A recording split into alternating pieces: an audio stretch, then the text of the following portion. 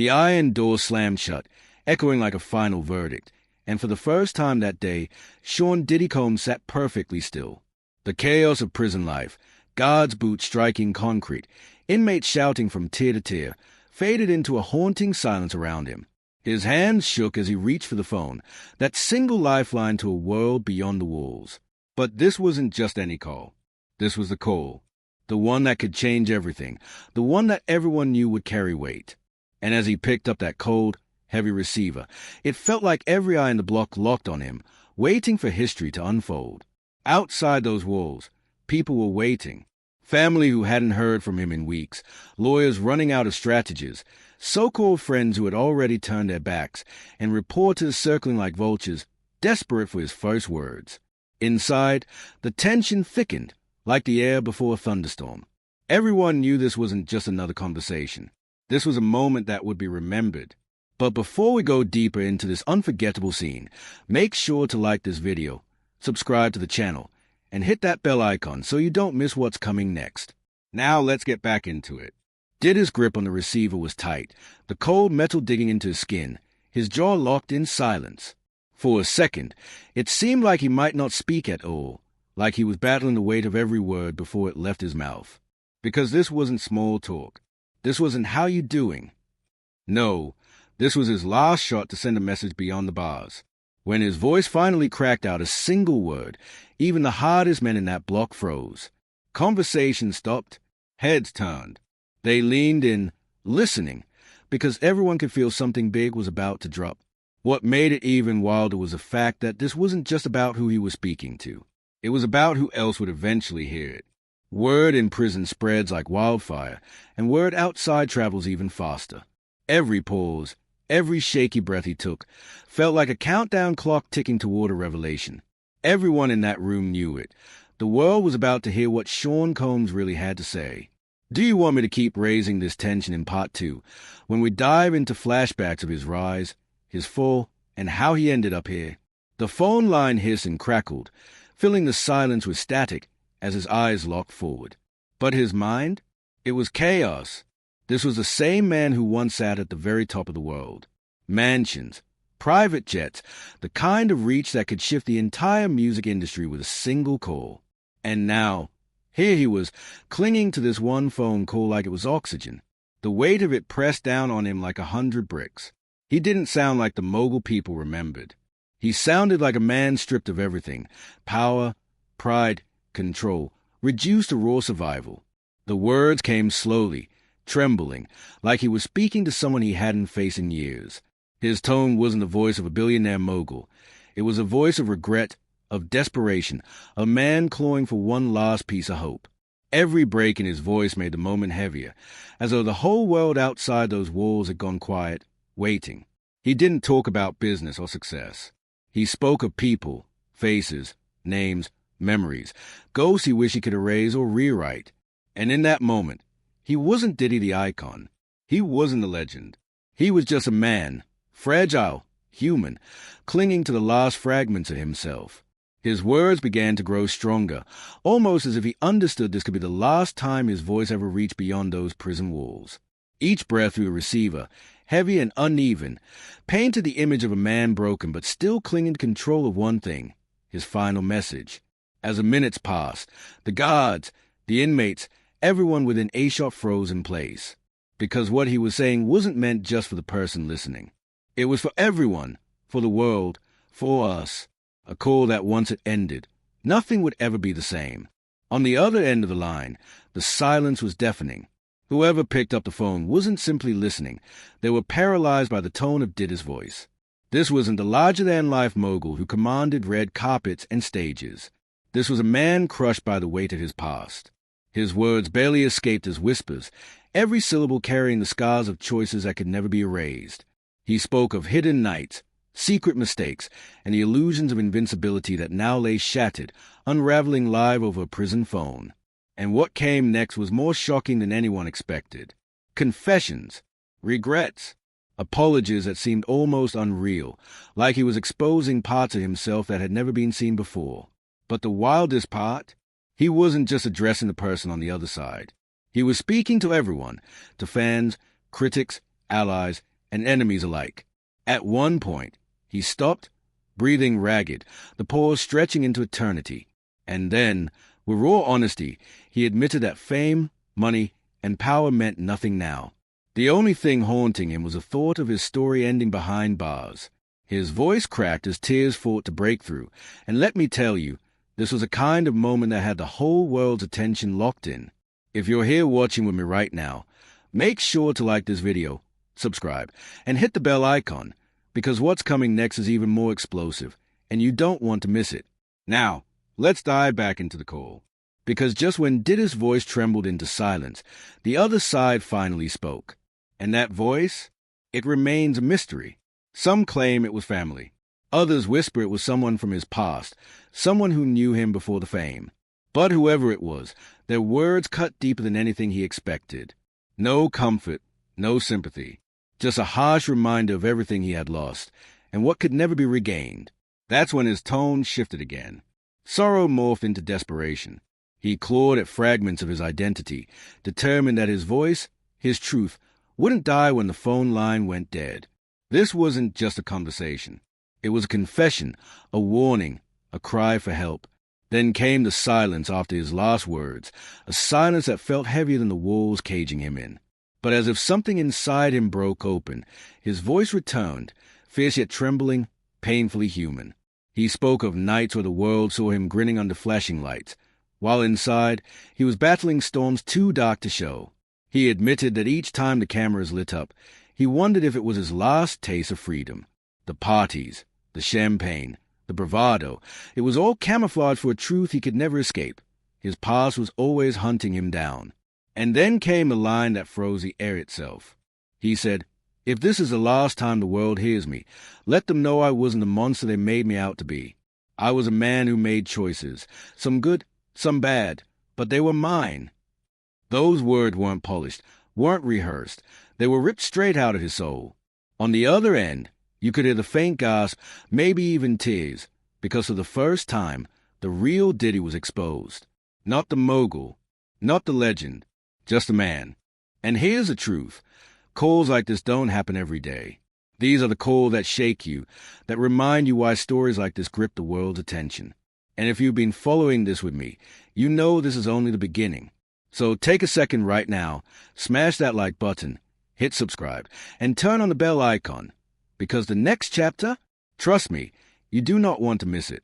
Now, let's get back into it. As the minutes passed, his voice shifted again. The sorrow was still there, but now it burned with fire, a desperate plea for redemption. He said he wanted to be remembered for more than scandals, more than headlines.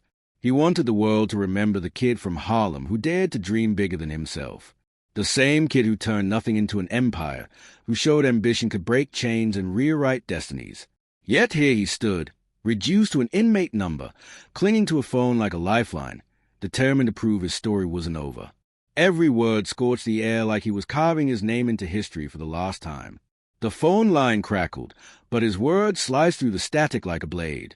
His tone sharpened, anger mixing with desperation. He wasn't talking to one person anymore. It felt like he was speaking directly to the entire world. He admitted betrayal had eaten him alive. That the same people who cheered when he won were the first to hand him over when he stumbled.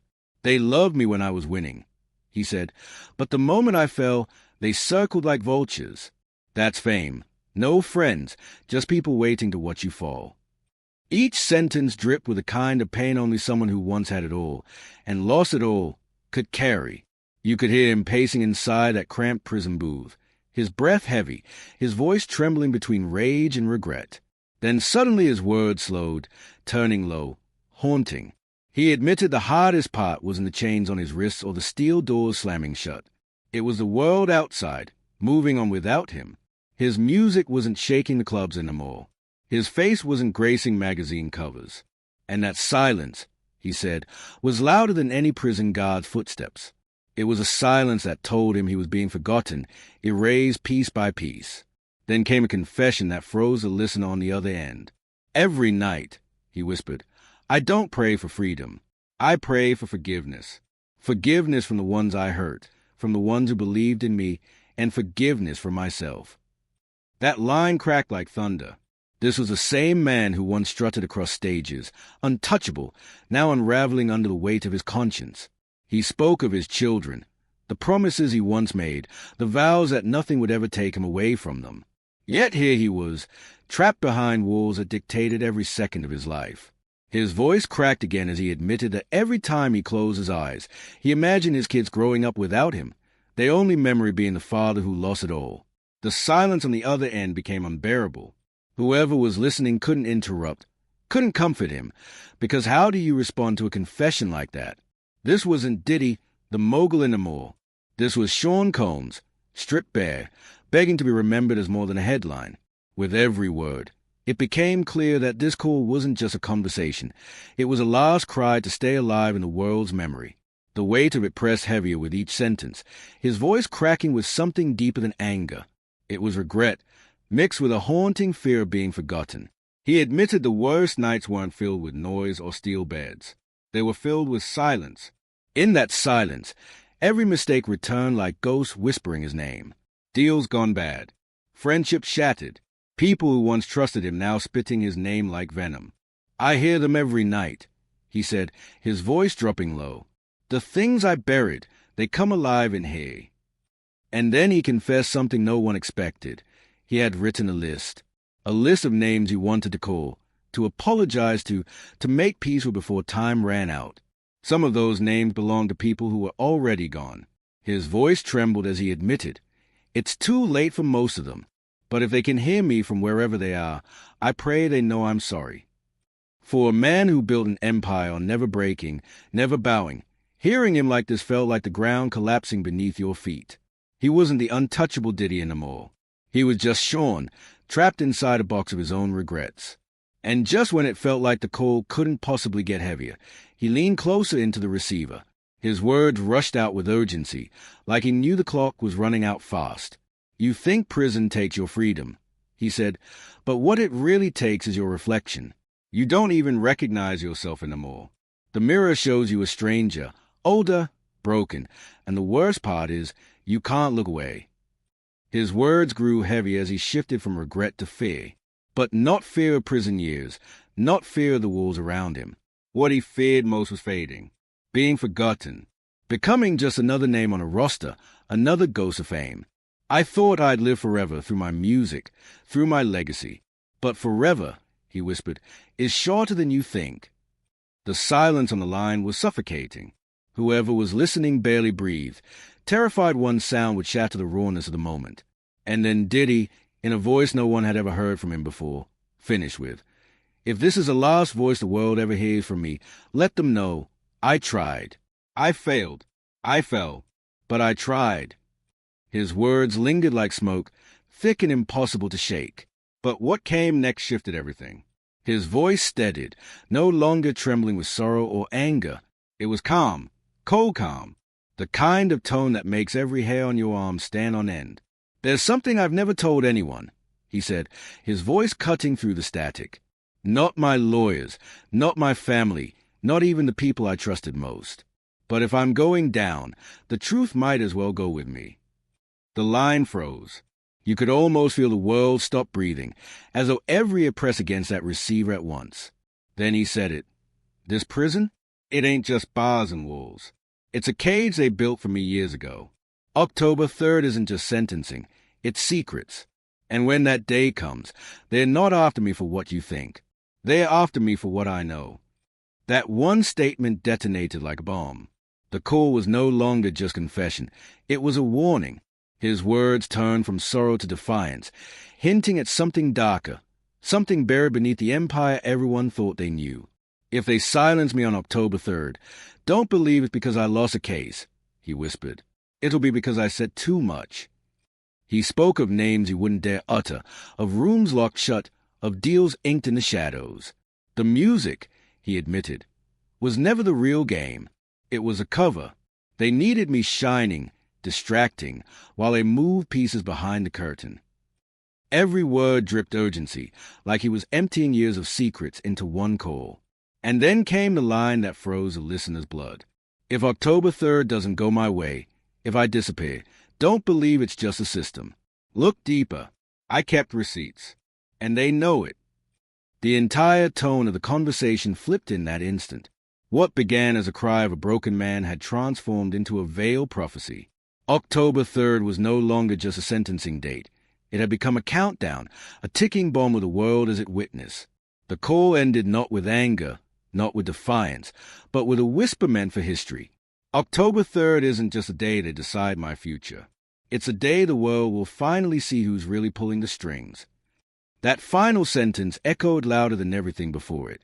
Not a goodbye, not even just a warning. It was prophecy, maybe even a threat. And whoever was on the other end of that phone, they didn't just hear prisoner. They heard a man daring the world to listen before it was too late. They heard a man standing at the edge of exposing something far bigger than himself.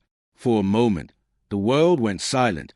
Only the cold buzz of the prison line remained, a reminder that the call was over, but the storm it unleashed was just beginning. And here's the haunting part. Diddy didn't sound like a man expecting freedom. He sounded like someone who already knew October 3rd wasn't just another court date. It was the endgame. His voice carried the weight of a final chapter. This wasn't the flashy mogul who ruled the clubs, the charts, and the red carpets.